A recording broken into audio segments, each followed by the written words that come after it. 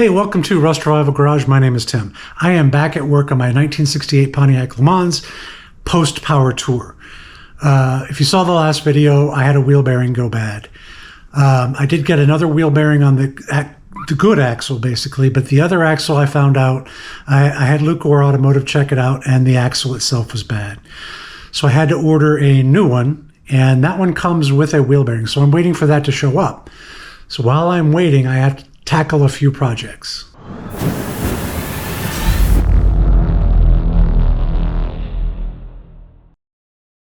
One of the things I wanted to do, because I've got both of the wheels off, I kind of wanted to clean up and paint the wheel well. I've got a lot of the exposed frame that's starting to get a little bit of surface rust, and the whole wheel well is just looking kind of shabby. So while I've got it off, I might as well tackle making that look a little bit better. Got my axle covered up. As you can see, there's a little bit of light surface rust on here, and just want to get this cleaned up. There's actually at some point they did, I think they used like an overcoat, like an undercoating to, at some point I think they used an undercoating to protect it, as you can just see how it just sort of sprayed on in waves. And I kind of hate to take that off, but there's really no way to clean it. And you can see the rust is forming. So I think I'm just going to sand it all down, get it all looking good. You can see back here, I already took care of the under part under here and the gas tank. And so yeah, I think it's time to make this look a little better too. Now I'm not just going to spray it. I am going to sand it down. I'm going to use a degreaser and then a metal prep, and then paint it. That way hopefully it stays for as long as possible. And here's actually a good example of why you don't want to just trust the fact that it's got an undercoating on it. Look at this. I've just sanded a little bit away, and there is rust underneath that undercoating.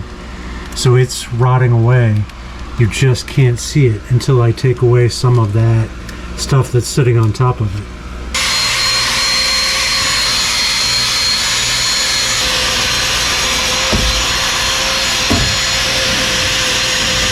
Okay, got most of it ground down. We are good to go for some prep.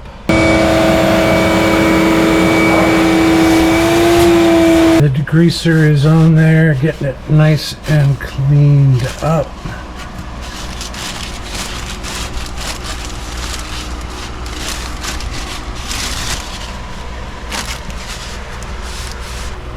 This is the metal prep from Pour 15. Been using it for quite a while now, and it actually seems to work really well. Whenever you've got like a light surface rust, it basically turns the rust into not being rust. And you're supposed to spray it on and make sure it stays wet for 20 minutes. So if it's kind of humid out, you don't really need to worry about it, but you might have to go along every once in a while and respray it, let it set in there. And if it's really, really bad, you can do it for like an hour, but usually 20-30 minutes is usually fine. But that sets in. When you're done, it sort of turns the rust into like a white powdery substance, and I think it works really, really well to make sure that it's eliminating the rust, so that anything you're putting on top of it can hopefully stick around for many, many years. It's worked on my Jeep, done some stuff on the C10 before, and I've started the process on this as well, and it's worked pretty well. Just want to get it nice and wet, like I said, and you want to make sure it stays wet for a long period of time.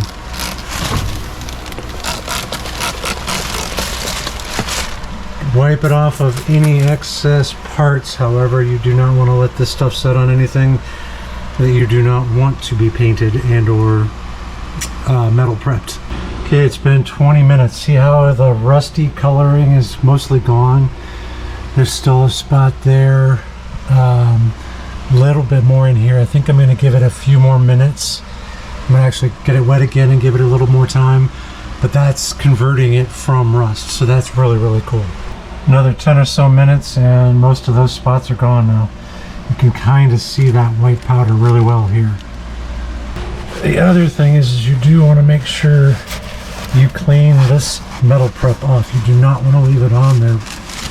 Get it under the paint, because it can actually, I don't know, maybe start to eat the metal. But yeah, you don't want to leave it on there. You want to make sure everything is nice and dry before you start painting. I'm going to use the brush on paint. I know I could spray paint this in seconds. Cool thing about this is I can spread it on, get it everything nice and covered, and then spray a light coat. The reason I do that is this will last, cover a lot more, and pretty much will last a lot better. And then the spray paint will give it a nice glossy look, and then it's going to save me money. I'll only have to use a little bit of spray paint versus just sitting here and doing a couple of coats. I can pretty much get it done in one. Now, what about brush strokes, you say? Yes, you're going to have brush strokes at first. This is just going to be a light coat, and I'm going to mix it up with different angles of the brush strokes. And then, like I said, I'm going to spray it. And usually looks pretty good. The other thing I can do too is just a foam brush. The foam brush will also take out the brush strokes, but I do not happen to have one handy. Okay, one coat done. And now for a little Rust-Oleum up in here. This is sort of the rubberized coating, and it's a black. It'll make it look a lot nicer up in here. So yeah, let's get this on.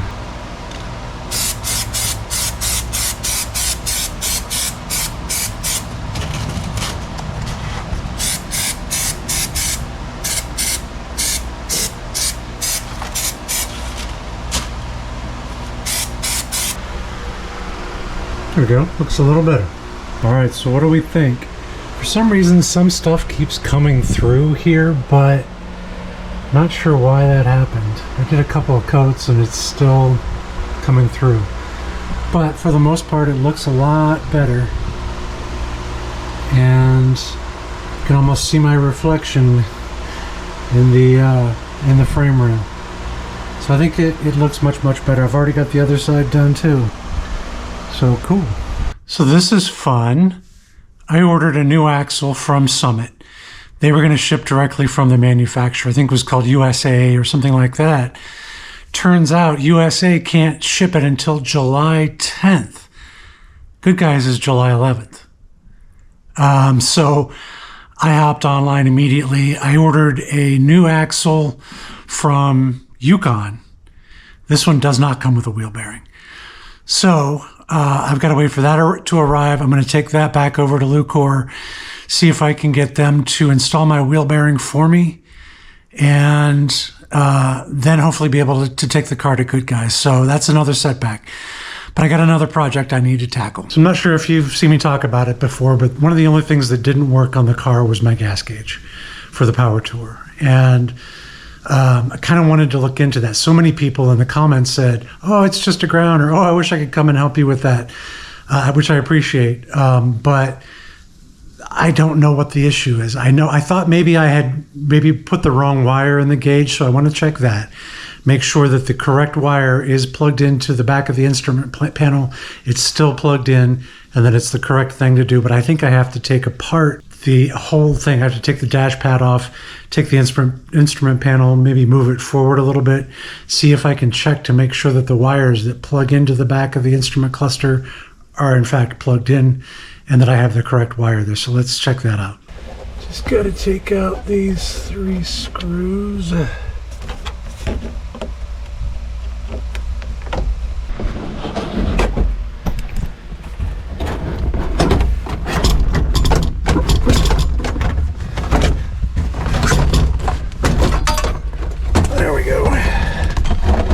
Next, I've got to take out these 3 screws. That hopefully will allow me to get a look down in there.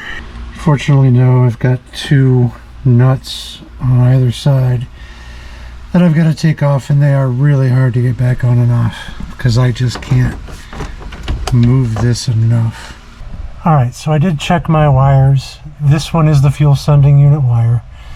It's the pink one. I did check. It is up in there where it's supposed to be, in the back of the gauge. According to the book, It's on this side, so this one is actually in the bottom of the gauge, or the bottom of the plastic piece that's in there. So it's in the right spot. That's the pink wire. Pink is 18 gauge, number 939. Not sure if you can see it there, but the pink wire is coming back. It's running down and it's plugging into these existing wires because I did not want to drop the tank. Now a lot of folks said, hey, is it grounded? This is coming from the fuel sending unit. I've sanded, I had sanded a spot and it's securely in there. I can't, I mean, if I try to move it, it is solid. It is well grounded. So the only thing I can think of is that there's a problem with the sending unit itself in the gas tank. There must be something wrong in there because the wire's hooked up correctly, it's grounded correctly, and I even pulled on the back of the gauge to see if it was loose or if it, maybe it got pushed out trying to install it. It's fine. Okay, and I checked to make sure I had a good connection here. This is the fuel line, the tan one. And pulled this back out, made sure it was a good connection. I know I've got power coming back here because these license plate lights work. So it certainly has, there's nothing cutting it as far as I know between the front and the back. So I guess there's really no easy fix for the gas gauge. I really don't want to have to drop the tank. It's a brand new tank, it's got gas in it right now. The fuel sender is still working.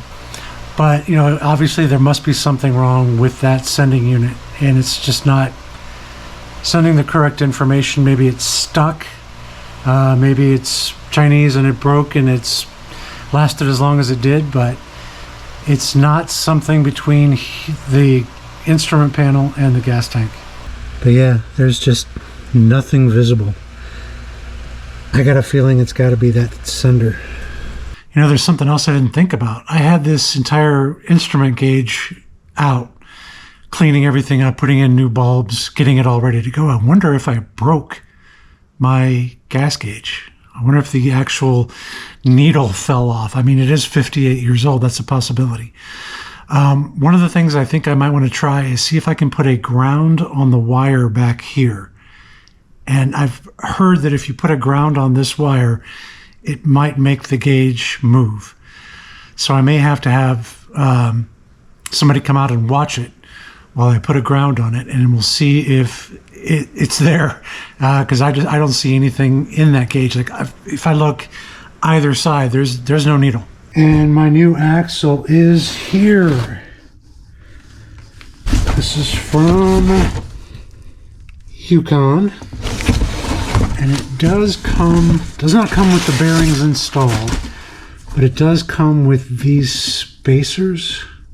Unless maybe this is the ring and I just need the bearing. But I think the spacer needs to be used on this. There are two different kinds of axles depending on the year, and I think this is the 507. I'd have to look it up, but I think the spacer needs to be included. Now, splines on this one are a little bit longer, and I know this looks taller, but it's got the studs on it. So yeah, I just need to have this on, and I think of a spacer. I'll have to check and do the research. Another thing I picked up were actually gaskets for the piece that's on here. I didn't actually know I needed gaskets, but I actually saw them as sort of a recommended thing whenever you buy the axle. And so I'm going to put the gasket on this one. Certainly I may have to take off the other one and put the gasket back on there as well. All right, just picked up my axle from Lucor, and time to see if we can get it back in. There we go. Just dropped it here in the truck and got the new bearing on. This actually isn't part of it. This was the extra spacer that I didn't need. Turns out it needed the smaller spacer. So let's take it home. All right, so I'm assuming this little notch goes in here.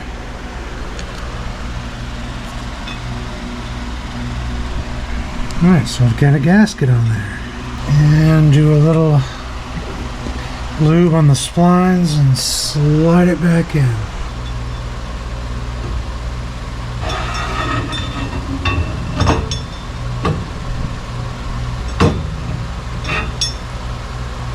Let's keep that gasket and notch together.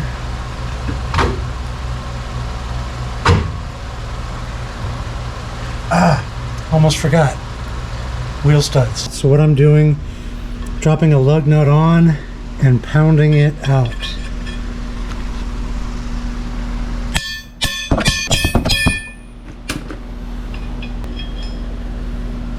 There we go. Clean them up a little bit. They aren't terrible. Okay, so maybe I was wrong about the gasket because there's one right here.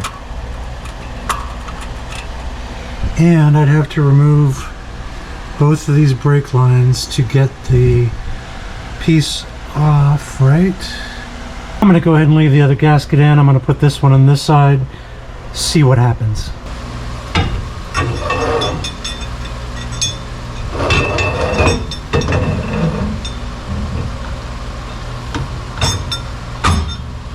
I couldn't really tap in the wheel studs too hard. What I'm going to do is put the wheel on and use the lug nuts to sort of pull them together, pull them out. But at least now I've got this in, I've got that gasket on there. The other gasket looked like it was pretty good. I've got all my bolts lined up and on the plate. So I think we are ready. All right, so I've got two of them started. I'm going to start this one. Usually I just drop the nut in here. And I've got to hold it from the back to make sure it doesn't push through.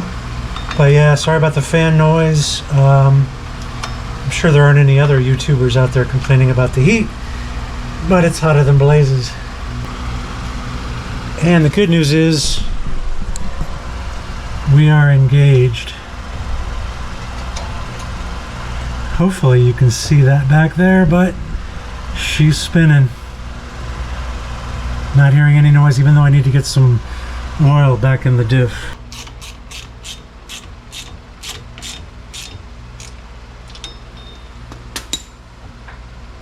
Okay, I've got them tightened. Now I just need to torque it down. But before I do that, I gotta make sure I haven't forgotten anything.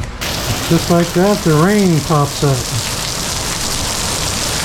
Okay, so I used a lug nut and wrench. Got it all nice and tightened up. Those are nice and snug up against there, and they'll get better once I put the wheel on, I think. All right, got all four torqued down.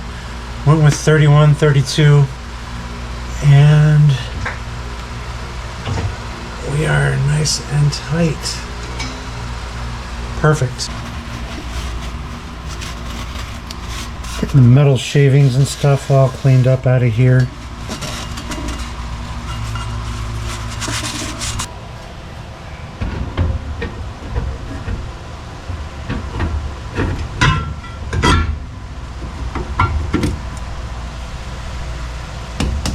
So it's time to put in my gear oil in the differential. Those squeeze bags that they have are really super handy.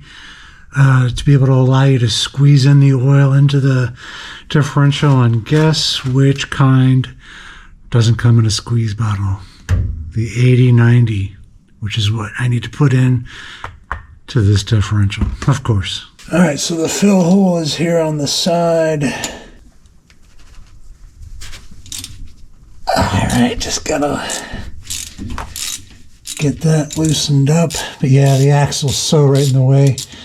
And it's nearly impossible to pour down into that because of all this business. Oh, what do I have? Wondering if I've got a hose I can attach to this and make it work. Okay, attached a hose to it. Let's see if I can get this to work. All right, I'll see if I can get this in there.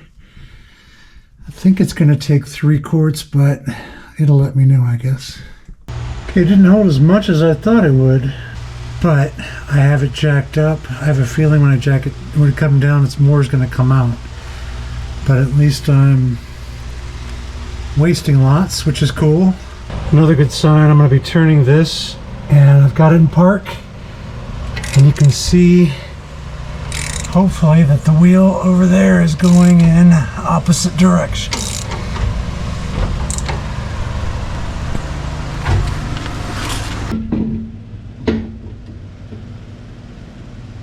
All right, let's see how she does on a cold start.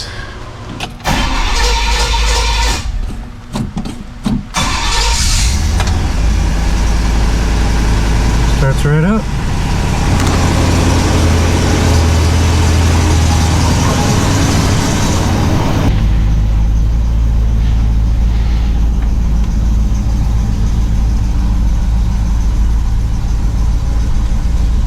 Okay, no squeaks at all.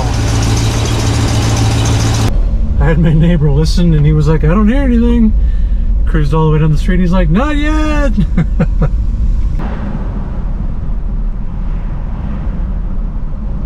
Okay, I'm back, and while I've got it level, I know a lot of the gear oil is distributed.